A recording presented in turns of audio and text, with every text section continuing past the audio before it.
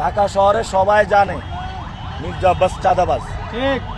যুব দল, ছাত্র দল, এই মার্কেট থেকে কে টাকা তোলে? এটা কি ভূতে তুলে? পরিবহন সেক্টর থেকে টাকা তোলে কে? ভূতে তোলে নাকি শেখ হাসিনা তোলে? ঢাকা মেডিকেল থেকে টাকা তোলে কে? তোলে ভূতে তুলে? বারডেমের এখান থেকে টাকা তোলে কে? ভূতে তুলে? এগুলো তো ভূতে তুলে না। ওই ভূতটা হলো মির্জা আব্বাস। এটা হাওয়ার মধ্যে থাকে আর একটা সন্ত্রাসী বাহিনী পালে। কারণ চাঁদাবাজি করে, ও টাকা দেওয়ার সময় কে চাঁদা রসিদ দেয় নাকি? তো তাহলে যারা এই দোকানপাটে যেখানে প্রবলেমগুলো চলতেছে 12 তারিখের পরে দেখবেন সবাই এসে মুখ খোলা শুরু করবে। প্রমাণ নিয়ে শেষ করতে পারবেন না, অনেক প্রমাণ আসতেছে। এই যে দুর্নীতি, মির্জা আব্বাসের দুর্নীতি, আপনারা পত্রিকা দেখেন নাই, আপনারা পড়েন নাই মির্জা আব্বাস যে দুর্নীতি করছে। দুর্নীতির মামলা উঠছে কখন জানেন? দুর্নীতির মামলা যে উঠে গেছে এটা উঠছে 5 তারিখের পরে।